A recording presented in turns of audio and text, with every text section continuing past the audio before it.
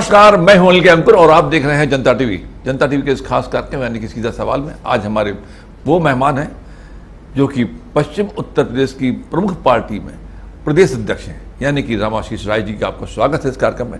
और पश्चिम उत्तर प्रदेश यानी कि जाट बेल्ट किसानों की बेल्ट, और किसान सबसे ज़्यादा नाराज इस दौरान जो रहे हैं वो मौजूदा सरकार से रहे, केंद्र सरकार से रहे हैं। कितना असर रहेगा किसानों की नाराजगी का इस चुनाव में? देखिए, इस चुनाव में किसानों की नाराज़गी को कम करने की पूरी कोशिश की गई है और उसी कड़ी में किसानों के जो मसीहा थे, किसान एक बार उस मसीहा को सम्मान देने पर अपना भी दर्द भूल जाता है। चौधरी चरण सिंह जी को भारत रत्न का जो सम्मान दिया गया उससे किसान प्रभावित हुआ है।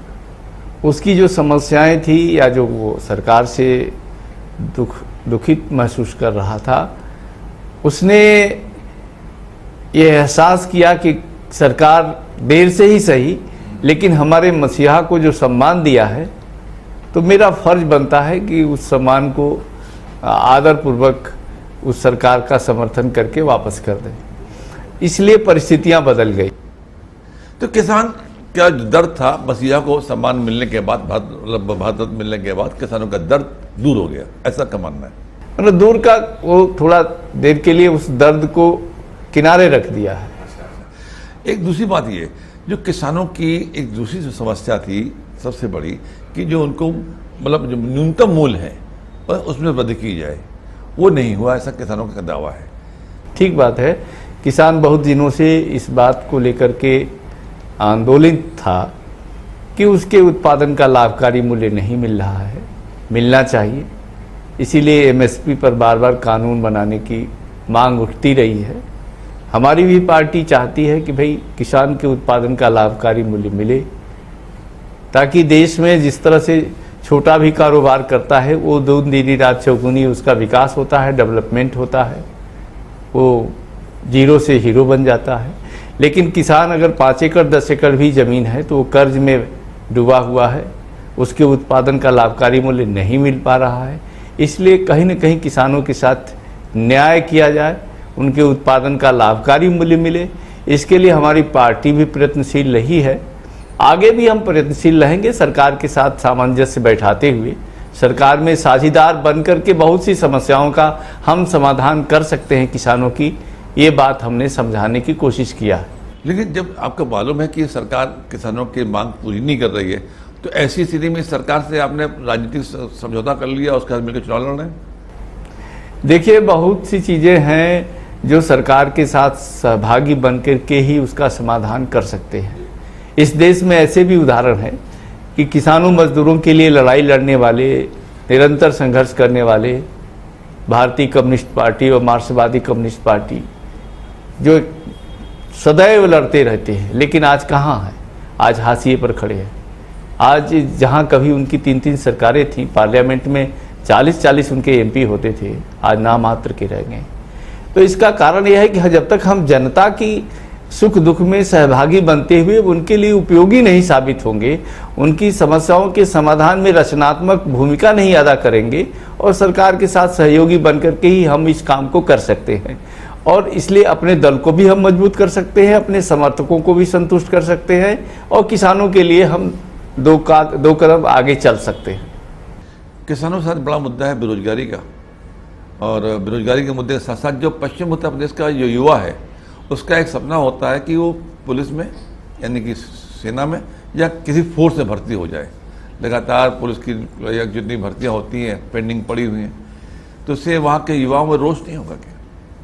देखिए, रोष तो है। मैं भी अभी 1 सप्ताह पश्चिम में रह के आया हूँ, लेकिन उसका निराकरण, उसका सही दिशा में सार्थक रूप में उसका कुछ आक्रोश को हम लोग मोड़ने की कोशिश कर रहे हैं।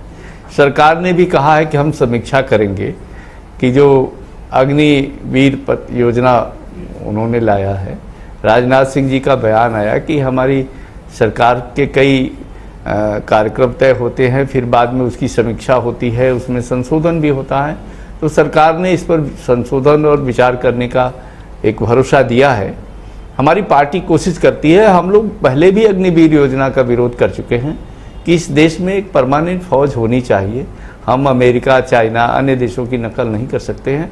हमारे देश की अलग परिस्थितियां हैं, अलग भौगोलिक सीमाएं हैं, उसके अनुरूप हमारे देश में फौज का अस्थायी रूप से जो हमारी व्यवस्था पहले से चली आ रही है, सेना के विशेषज्ञों को भी कहना है इस दिशा में सरकार भी विचार करेगी, ऐसे यह मेरा मानना है। एक समस्या और आती है, विपक्ष उठाता है मुद्दे को, वो कहता है कि जिस तरीके से यहाँ पर पेंशन, सरकारी पेंशन जो योजना थी उसको इन्होंने बंद करने की व्यवस्था की है, इसका घोर विरोध हो रहा है। एक बड़ी संख्या है सरकारी कर्मचारियों की। ठीक बात है, सरकारी कर्मचारी उससे थोड़ा असंतुष्ट भी हैं, लेकिन सरकार ने बंद नहीं किया। पेंशन की एक नई योजना निकाला जिसमें उनसे कुछ अंशदान लेकर के और पेंशन देने की बात की, लेकिन इसको लोगों ने स्वीकार नहीं किया है। ये बात अभी पेंडिंग है, विचाराधीन है।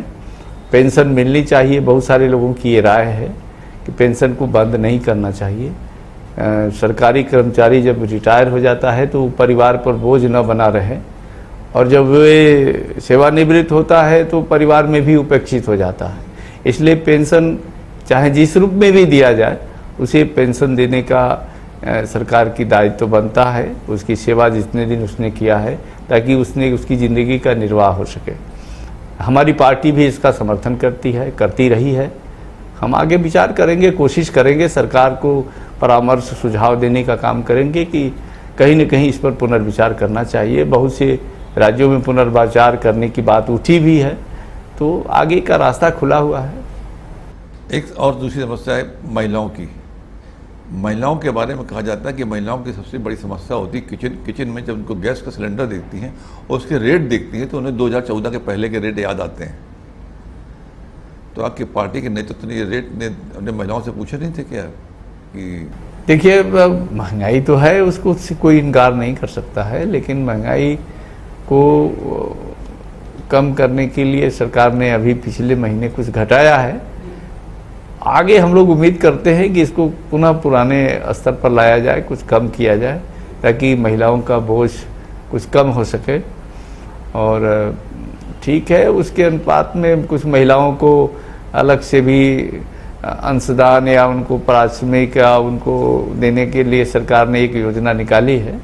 तो आगे विचार विमर्श का रास्ता खुला हुआ है।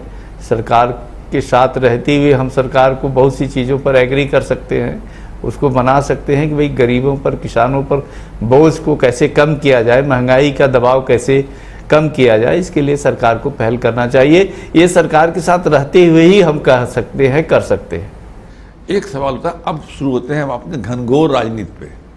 घनघोर राजनीति की बात मेरी ये है कि कुछ महीने पहले जो आपके मित्र थे, उनसे आपने अचानक दोस्ती से दुश्मनी कैसे कर ली? अखिलेश यादव और इंडिया के आप लोग पार्ट थे, अचानक क्या ऐसा दोस्ती में आप क्या हुआ कि आपने दुश्मनी कर ली, दूरी बढ़ा ली?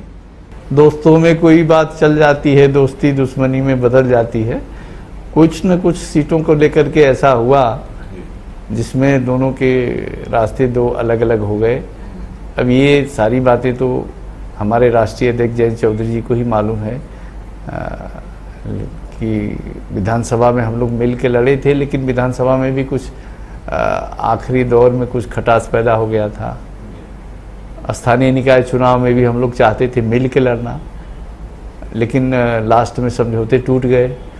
और बागपत के भी सारी टाउन एरिया नगर पालिका में समाजवादी पार्टी ने अपना उम्मीदवार खड़ा कर दिया। इसके लेकर के भी कुछ खटास पैदा हुआ। लोकसभा में 7 सीटें मिला, फिर 5 सीटों पर उन्होंने अपना कैंडिडेट देने की कोशिश किया। तो कई चीज़ें बार बार होती रही, विधानसभा से लेकर टाउन एरिया तक और नगर पालिका फिर लोकसभा तक। तो शायद ये सारे कारण। आपको लगता है कि अखिलेश यादव अच्छे मित्र नहीं है? अखिलेश जी ने मित्रता का, गठबंधन धर्म का पालन नहीं किया, ये कह सकते हैं। तो अब आप ये मानते हैं कि जिस पार्टी के साथ मौजूदा समय में आप हैं, उनकी मित्रता ज़्यादा अच्छी रहेगी कि अखिलेश जी की ज़्यादा अच्छी? देखिए, अभी तो अब तो हम लोग इस समय एनडीए के पार्टनर हैं और एनडीए के साथ मजबूती से खड़े हैं, एनडीए के साथ लड़ रहे हैं, चुनाव लड़ रहे हैं। और एनडीए के साथ मजबूती से हम रहेंगे। नहीं, लेकिन अब तो चूंकि इस समय चुनाव का बहुत दौर चल रहा है, यहाँ पे आपको तत्काल दिख रहा है कि कौन सा आपके साथ मतलब दोस्ती का धर्म निभा रहा है, दोस्ती का धर्म नहीं निभा रहा है। जैसा कि आपने बताया कि अखिलेश ने दोस्ती का धर्म नहीं निभाया, तो मौजूदा जो संगठन है यानी भारतीय जनता पार्टी, उनके पार्टी के मुखिया, क्या वो दोस्त धर्म को निभा रहे हैं या नहीं निभा रहे हैं? नहीं, वो तो निभा रहे हैं। उनकी जिसके साथ हमारे राष्ट्रीय अध्यक्ष चौधरी जयंत सिंह जी ने विधानसभा में कुछ खटास पैदा हुआ, फिर भी उन्होंने उस समझौते को माना। बहुत से लोगों को उन्होंने वायदा करके अपनी पार्टी के साथ जोड़ा, टिकट नहीं मिला, फिर भी उन्होंने उसको बर्दाश्त किया। तमाम मुद्दों पर अभी विधान परिषद के चुनाव थे, तो आपके कुछ कैंडिडेट आने चाहिए थे, आए। हमारे एक कैंडिडेट को दो की बातें हुई थी, 2 कैंडिडेट आपके होने चाहिए। एक कैंडिडेट की बात हुई थी, पहले 2 की चर्चाएं थी। अभी इसकी जानकारी तो मुझे नहीं है, लेकिन एक की जानकारी मुझे थी। एक राज्यसभा की जानकारी है, तो वो भविष्य की बात। अच्छा, तो एक राज्यसभा मिल जाएगा, एक अब ये देखिए मौजूदा समय में आपका जो एनडीए है, एनडीए ने दावा किया है और खासतौर से मोदी ने अब की बार 400 पार। देखिए, हर दल अपना लक्ष्य तय करता है। लक्ष्य तय करने में कोई किसी को भी कंजूसी नहीं रहती है, हमेशा रहा है। चुनाव में जम्मू कश्मीर में भी रहा, हरियाणा में भी रहा, आप देखे होंगे। तो लक्ष्य का तो अपना अलग महत्व है। लोग कोशिश करते हैं कि, लेकिन लक्ष्य की तरफ कार्यकर्ताओं को प्रेरित करने के लिए भी लक्ष्य तय किया जाता है कि कार्यकर्ता उसके लिए मेहनत कर सके, प्रयत्न कर सके, मेहनत की पराकाष्ठा कर सके। इसलिए लक्ष्य तो निर्धारित करता है, हमेशा आदमी अपना बड़ा लक्ष्य तय करता है, और वह उसमें कितनी सफलता मिलती है ये तो मतदाताओं के हाथ में है। मतदाता ही देश का भाग्य विधाता है, वही निर्णय करता है, और वो कितना निर्णय किस तरह से निर्णय करेगा ये तो 4 जून को पता चलेगा। लेकिन हर दल अपनी अपनी स्ट्रेटजी बना रहा है कि हम अच्छी रणनीति बना करके अच्छे सफलता प्राप्त करें, ज़्यादा से ज़्यादा सीटें जीतें। इसके लिए सभी लोग तैयारी कर रहे हैं, सभी लोग लगे हुए हैं। तो उसमें एनडीए ने भी कहा है कि अब की बार 400 पार। 2 चरण के चुनाव मतदान तकरीबन हो चुके हैं। आपको क्या लगता है? देखिए, अच्छी शुरुआत हुई है। हम तो उम्मीद करते हैं कि जो तय हुआ है, जो लक्ष्य तय हुआ है, उस दिशा में हम लोग बढ़ रहे हैं, और जनता हमारे संकल्प के साथ सहयोग करेगी, अपना समर्थन देगी, ये पूरी उम्मीद है, भरोसा है। फिर मेरा एक सवाल आता है कि 2 महीने पहले तक जिस एनडीए के आप विरोध करते थे, अब उसी एनडीए के साथ आप हो, तो मोदी सरकार की कौन सी ऐसी चीजें जो आपको पहले खराब लगती थी अब अच्छी लगने लगी? देखिए, राजनीति में परिस्थितियां पर फैसले निर्भर करते हैं। मुझे याद है कि 1977 में चार साहब ने जनता पार्टी की सरकार को बचाने के लिए सबसे बड़ा भाषण दिया था, और अचानक सवेरे फैसले बदल गए। तो राजनीति संभावनाओं का खेल है। बेहतर संभावनाओं को देखते हुए राजनीति में फैसले लिए जाते हैं और फैसले बदले जाते हैं। तो बेहतर संभावनाएं हमारे राष्ट्रीय अध्यक्ष को जो दिखी, उसके लिए उन्होंने फैसला लिया। क्या चुनाव के बाद अगर नई सरकार बनती है आप एनडीए की, तो क्या जयंत चौधरी को मंत्री पद का कुछ? बिल्कुल, मुझे उम्मीद है कि सरकार में इसीलिए एनडीए के पाले में गए हैं कि राष्ट्रीय लोकदल को समुचित भागीदारी मिलेगी और उसके नेता को सम्मान मिलेगा, कार्यकर्ताओं को सम्मान मिलेगा। तो इस बार आपको क्या लगता है कि उत्तर प्रदेश में 80 सीटें में आप कितनी पा लेंगे? एनडीए, आप मतलब एनडीए? एनडीए पिछली बार जो यहाँ हमारी सीटें थी उससे हम कम नहीं होंगे, उससे ज़्यादा ही सीटें हम जीतने का प्रयास कर रहे हैं। हाँ, क्योंकि पिछली बार मायावती इनके साथ थी और मायावती को ज़्यादा सीटें मिल गई थी। हाँ, इसलिए पिछले बार की अपेक्षा एनडीए को यहाँ सफलता की उम्मीद ज़्यादा है। और पिछली बार तो यहाँ मायावती और अखिलेश मिल के लड़े थे, इस बार कांग्रेस और अखिलेश जी मिल के लड़ रहे हैं, मायावती अलग लड़ रही हैं। तो वोटों के बंटवारे का लाभ तो मिलेगा ही एनडीए को, और पिछले बार जो सीटें थी उसमें इजाफा होगा। एक बात, चूंकि आप राजनीतिक व्यक्ति हैं और मेरे जहन में बाबा गूंजती कि बार बार पार्टी बदलने पे, जैसे हम लोग जब किसी अपने कंपनी बदलते हैं किसी तो हम अक्सर भूल जाते हैं कि हम किस दफ्तर से बात कर रहे हैं। तो ऐसा नहीं होता जब आप अब पहले आप RLD में थे और उसमें थे क्या नाम करके विपक्ष में थे, इंडिया में थे, अब आप इधर आ गए हो तो भाषण दे देते, अब भूल जाओ, उनका नारा लगा जाओ। नहीं, ऐसा ये परिस्थितियां कभी कभी हो भी जाती है। आज तो जो जिस पार्टी में रहते हैं, नीतीश जी इतने मर्मज्ञ हैं। अभी कल परसों उन्होंने पटना बिहार में एक सभा में कहा कि इस बार 4000 पार, 400 लोकसभा सीटें हैं। पीछे से किसी ने कहा कि नहीं ज़्यादा हो गया, 400 पार। तो फिर पीछे घूर के उन्होंने पूछा कि मैंने क्या कह दिया। तो दल में रहते हुए कभी कभी तो लोगों के, लेकिन जो परिस्थितियां हैं उनके अनुसार लोगों को बोलना पड़ता है, अपनी विषय रखना पड़ता है। आप एक लंबे समय से सियासत में है और मंत्री भी रहे हैं, है ना, और पार्टी के प्रदेश अध्यक्ष हैं। अब ऐसी स्थिति में कि इस बार सरकार जो जनता है, जनता के लिए अहम मुद्दे क्या होंगे? देखिए, जनता के लिए तो मुद्दा बेहतर सरकार,